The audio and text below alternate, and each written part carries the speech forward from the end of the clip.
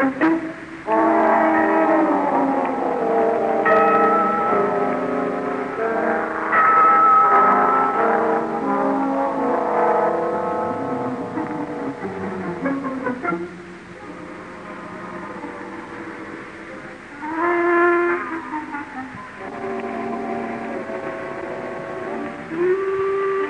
do you do? This week I'm taking you to the Black Museum at Scotland Yard. The Black Museum. Sinister name for a room which holds a series of murder exhibits, not always frightening in themselves, but terrifying when considered in their relation to their history. Now, what have we here? A human finger preserved in alcohol, a blood-stained matchstick, a piece of carbon paper, railway ticket, a can opener. Each a piece of evidence in a horrifying crime. Over there now, to the left, in the place reserved for the newest exhibit, is a piece of paper. Reposing on it is a small bit of bone. I'm not an anatomist, but I know that that small bone was once part of a human voice box. Just a little piece of bone. You could break it with 2 fingers, but it was strong enough to hang a man.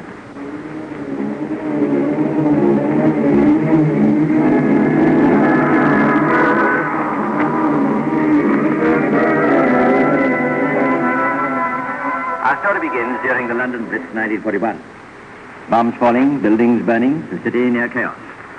Now, supposing you'd murdered somebody during the Blitz on London, a woman, and supposing you'd buried the body in the cellar of a Blitz building under a lot of debris, and then you'd laid a trail which showed that the woman, like thousands of others at the time, had left London, and this was all accepted.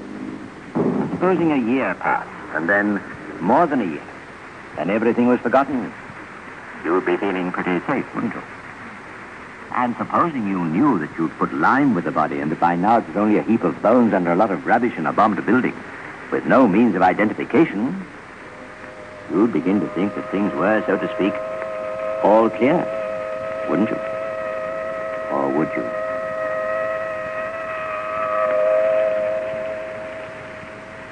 It is July 1942. The Blitz is over. A gang of demolition workers are clearing rubble away in the cellar of a damaged Baptist chapel. Sure, what's that, Bill? What? That looks like a skeleton. No, I tell you, it is. Look, there's a skull. All right, myself, it must have happened when the bomb fell. Here, you better tell the foreman. Boy! Come down here for a minute. And that's how it began. Now, for research purposes, every bomb victim was subjected to a careful medical examination. The cause of each death had to be determined. That's just to make sure they were all accountable to Adolf Hitler. And, of course, medical facts are frequently a means of establishing identity where there's little else to go on. The pathologist examined the remains and reported to the coroner. There isn't much to go on. It's the remains of a woman, of course, and there's been some burning. And considering the place of burial, the cellar, was fairly dry earth, I'd say she must have died about a year or 18 months ago. That would be during the air raid. Yes. With your permission, I'll have the remains moved to a hospital laboratory. Maybe my equipment there will bring the facts to light. Very well, Doctor. The incomplete remains were removed to the Department of Forensic Medicine at Guy's Hospital, where a detailed examination showed that a tiny bone in what was left of the larynx had been fractured. Just a tiny bone. The pathologist made his first report to Superintendent Rawlings of the Big Five of Scotland Yard. Let's listen as Rawlings did to that report, for we are Rawlings, you and I, inside the brains of Scotland Yard. It's an apparently trivial little fracture, but it's one of the most significant in forensic medicine. All I can say at the moment is this woman may have met her death in a raid, or she may have met her death by strangulation, manual strangulation. I favor the latter view. Is there any evidence of identity, Doc? Anything we can start work on? Well, there are a few details I can give you now. It's the body of a woman aged between 40 and 50. Height, 5 feet or 5 feet 1 inch. The lower jaw's missing, but in the upper jaw she's worn a dental plate. There's no trace of it, but it probably contains 7 false teeth. 4 remaining teeth have fillings. Oh, and one last point. On the back of the skull, I also found adhering to it a few strands of hair. I'd say her hair was dark brown, going grey. I'm sorry I can't be more helpful at the moment. Good, it's something to go on, Doc.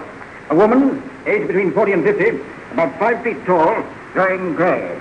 Somewhere in London, where there's thousands of evacuees, its shifting population, its blitz victims, one woman had to be identified. A woman whose description fitted thousands of others. A woman who had gone missing. Check the missing persons register. There's several in the registry like that, sir. You let me see. Yes. Yes. Yes. This looks like it might fit. Age 47, height 5 feet 1 inch, hair dark brown, going gray-brown. Reported missing Good Friday, 1941. At 15 months ago. Reported missing by her sister. That description fits, sir. Yes. There fit 1,000 other people.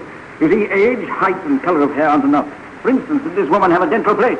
And the upper plate with 7 teeth in it. Is she still missing? Is she still alive? Oh, this is the sister, sir. The woman is still missing. She went missing on Good Friday, as reported, and hasn't been seen or heard of since. Her sister says she had a dental plate, an upper plate. With 7 teeth? She didn't know how many, sir. Who was the dentist? Oh, she moved around a bit, sir. The address of the 3 dentists. So see the dentist and ask if they could identify the fillings in her teeth. Yes, sir. It looks as though the case is warming up, sir. No, not yet. Height, age, a very rough guess of the age, and the color of the hair. That's all we've got, really. We don't even know what a woman looks like. We've got a long way to go. A very long way. Yes, there was a long way to go. But all over London, detectives were drumming for information. All over Britain, other missing women were being traced. A photograph was obtained. Then came another clue. It wasn't important, but it was interesting.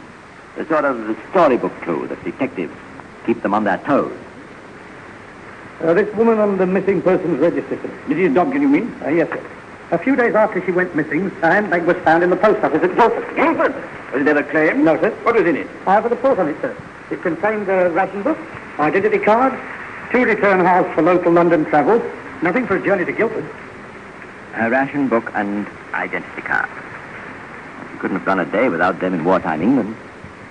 Yet they'd been unclaimed for 15 months. That could mean that she had no need of them anymore, which could also mean that she was dead. Of course, she could have taken a single ticket to heaven. If so, you could reason that she was going to stay there for a while. But if she was going to stay there for a while, why didn't she search for a lost handbag? She still had needed them, the ration book and the identity card. Perhaps it was just a quick visit on a return ticket. If so, why wasn't the return half also in the lost handbag? She kept other return halves there. Or did someone else take that handbag to Guildford to plant it there? To give the impression that she'd moved to that district. Let's suppose that this Mrs. Dobkin is the same woman that we're trying to identify, and that at this time she was dead in a bombed chapel in London. How did her handbag get to Guildford? Who took it there, and why? If someone took that handbag to Guildford after she was dead, then the doctor's supposition is right. She was not an air raid victim. She was murdered. But is it the same woman? It's this kind of teasing, unanswered clue that keeps detectives hot on the trail. Inquiring, questioning, interviewing. The people who lived around the bombed chapel were asked to perform that difficult feat of thinking back 15 months. Yes, I think I remember. They had a fire under the chapel about that time. Yes, it's after a bomb. They called the NSA. Yes, we attended that fire. There's a report in the incident book. A fire watcher said he saw some smoke coming from a floorboard to a little school next to the chapel. He said he threw some water on it, but it got out of hand. Did the fire watcher call him? No, it was a police call. The fire had been burning about 2 hours before we were told. Did the fire watcher say why he failed to report it? He made no explanation to me. I see. I inspected the cellar after the fire, and I felt that the fire had been caused by someone on the premises. There was no raid that night, and there was never anything inflammable kept in the cellar. Yet that night, a straw mattress was there, torn open, and part of it had been set alight. I questioned the fire watcher, but he decided basically annoyed me. I made a note of it in my diary. Why don't you ask the bloke what used to fire watch over there, next door to the chapel? He can tell you about it. He was a bloke named Dobkin. He was a bloke named Dobkin. The same name as the woman whose handbag was found at Guildford. He was her husband. A woman goes missing. Her husband is a fire watcher. A woman's body is found buried in a bomb-damaged cellar next to a fire-washing post. The body is partly burnt. He's implicated in the fire at that same spot. Well, to the lay mind, that seems fairly conclusive evidence. At least it's very suspicious. But the dead woman has not been identified as his wife. In fact, the remains are almost unidentifiable. Vaguely like his wife, yes, but supposing his wife is still alive. Of course, he was questioned. Yes. That's right, sir. I remember that Good Friday. That's the last time I saw her. You've been living apart and she tried to make up to me. I wasn't going back to it, though. Couldn't stand it. We had tea together in Dawson, talked it over, and then she got on the bus going towards Shoreditch. And that's the last I saw of her.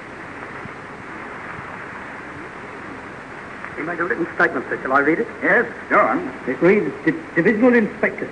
Dear sir, in respect of what you say that my wife has been found dead or murdered... Who says that his wife has been found murdered? No one, sir. He wrote that himself. I see.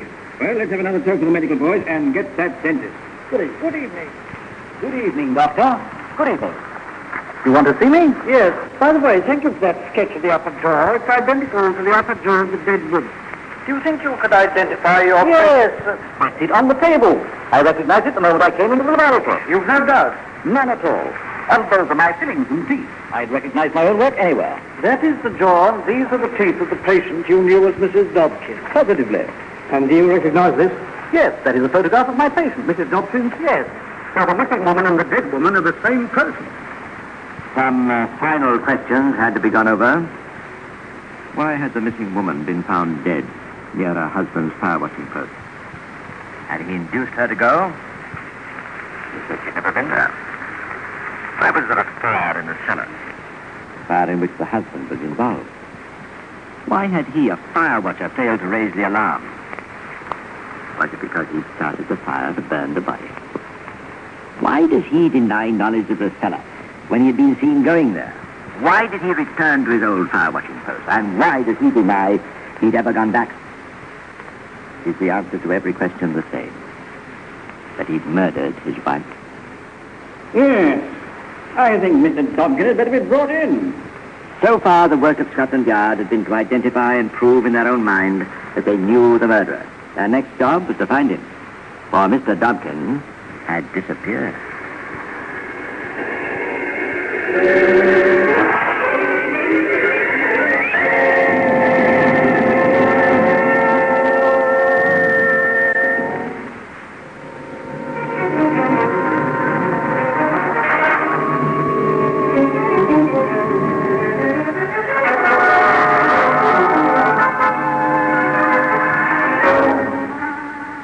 As you've learned, Scotland Yard first identified the murderer in their own minds, though there remained no shadow of doubt that Dobkin was the guilty man. But, as is so often the case with the Yard, in making sure that the man was guilty before taking him into custody, they'd given him an opportunity of realizing that the police were after him. Within half an hour, Rawlings giving orders for Dobkin's arrest, the first reports came in. Dobkin left the lodging house where he was staying 2 days ago without giving an address. They've no information on him at the food office, and he just didn't turn up at the factory where he was working. Any relatives? There's a married sister at Clapham. She told us a funny thing. Dobkin was always in court for failing to pay his wife her maintenance money. In fact, he went to jail for it once, but directly she disappeared, he became very regular in his payments. Something else for Mr. Dobkin to explain. The police looked at his dossier. Age 49, born in Clapham, spent all his life in London. If Mr. Dobkin ran true to form, he'd be found somewhere in London. The Dragnet went out.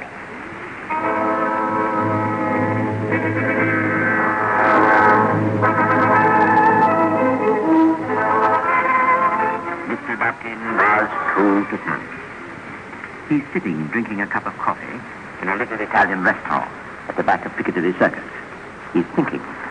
Mr. Dobkin's mentality is limited, but in its bright, furtive way, it's sizing up the problems and planning for the future. I wonder if they're looking for me yet. I expect they are. Well, they won't find me in a hurry. I wonder if they got a picture of me. Suppose I better do something about changing the appearance, then to do in film. Start wearing a cap or something. I know. I'll have a shave and take my moustache off. That'll make a difference. That'll fool them.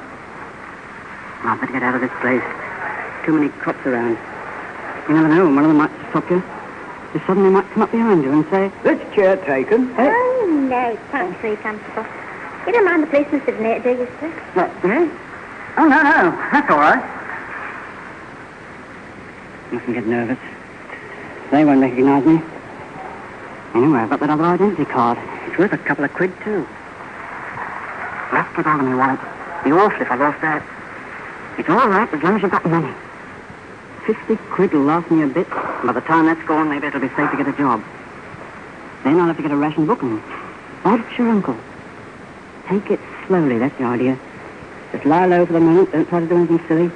Keep out of people's way. Keep your mouth shut, keep moving. Be careful. Just one slip and... Perhaps you'd care to glance at the paper. There's rather an interesting murder case. Most ingenious. Oh, thanks. Have reason to suspect. Warrant has been issued. Charles Dobkin. An arrest is anticipated during the next few hours.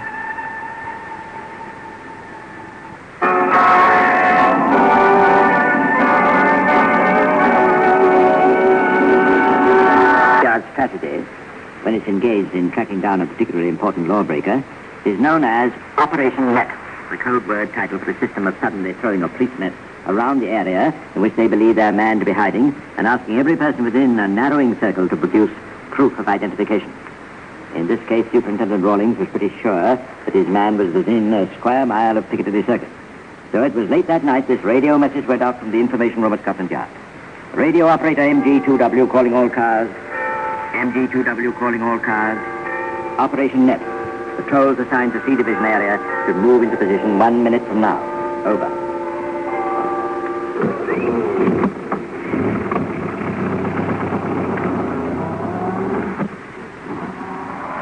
In the operations room, Superintendent Rawlings was giving final instructions to the foot police. This evening we propose to cordon up the Piccadilly Circus area in accordance with this plan.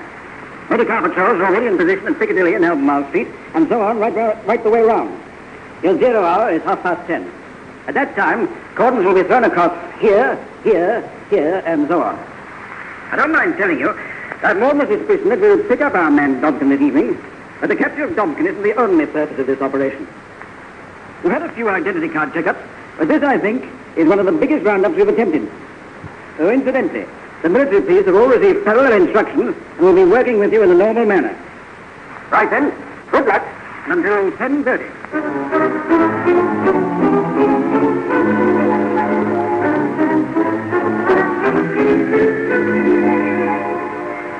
Motor car patrols, cordons, one of the biggest roundups Scotland Yard has ever attempted.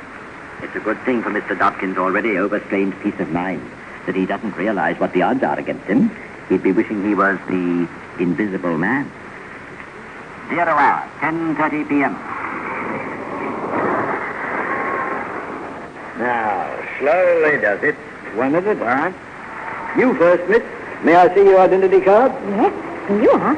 Been doing anybody in lately, Brook? Not me. Okay, pass along. Charger? Here you are. Ah, War Reserve Constable, eh? Why the heck aren't you on duty tonight? Good lummy, ever. I've got to have one evening off, you know. Yes, that's what they all say, chum. Righto, pass along. Charger? Here you are, Constable. John Rankin.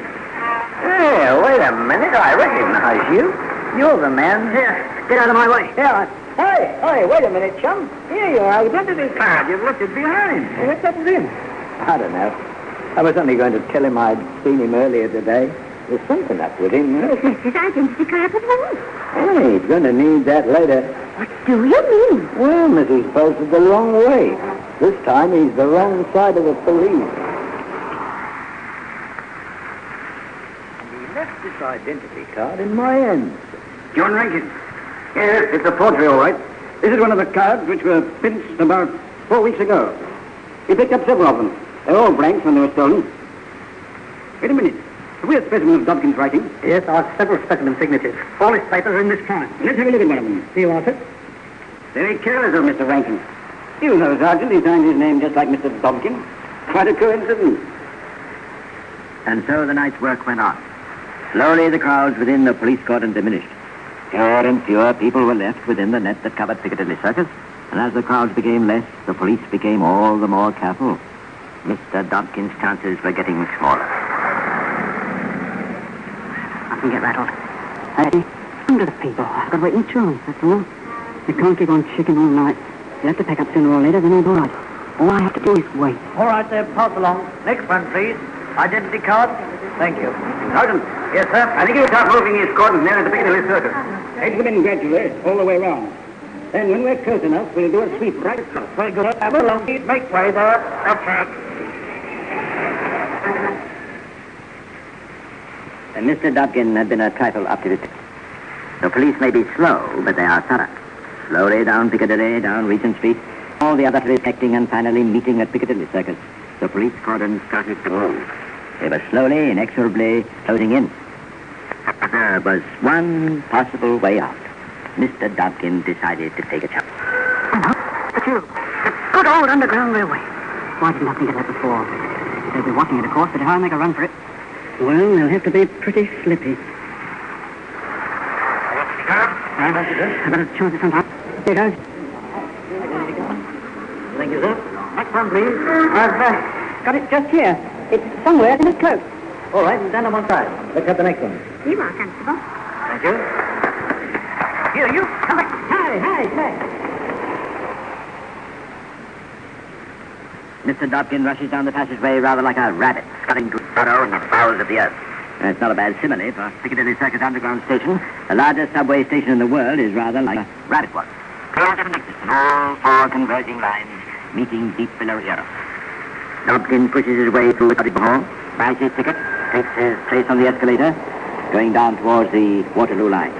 He doesn't know it, but 20 yards behind him, fighting his way through the crowd, trying to keep up with him, is the one person in the world Mr. Dobkin doesn't want to meet, a gentleman from Scotland Yard. That fooled him. But it's not, you know. Last time I'm coming up to the West End, though. It's a quiet suburban life for me from now on. Follow blue light for Waterloo, eh? Some second sense seems to have warned Dobkin that something was wrong. As the crowd thinned out in the passageway leading to the platform, he began to a run. He reached the platform as the train arrived. It was almost the last southbound train of the night, and there was a crowd round the doorways. Mr. Dobkin pushed and shoved, and with a final heave, he was in.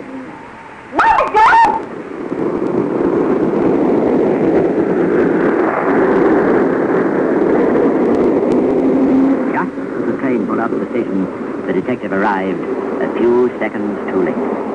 But as you'll see, Scotland Yard is not without its resources in an emergency.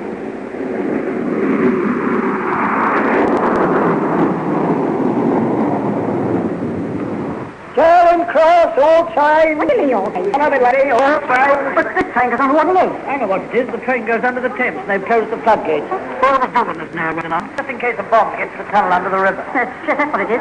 There's an air raid alarm, isn't there, Porter? I don't know. I just got my instructions, that's all. Come on now, all church. Move along, please. It's no good you're waiting on the platform. This is the last train. You can get a bus upstairs if you want it. I can't understand it. What are they up to? No sense in it. Hurry up, John. Identity card. Identity card, please. Thank you. Next one, please. Identity card. I haven't got one. My name is...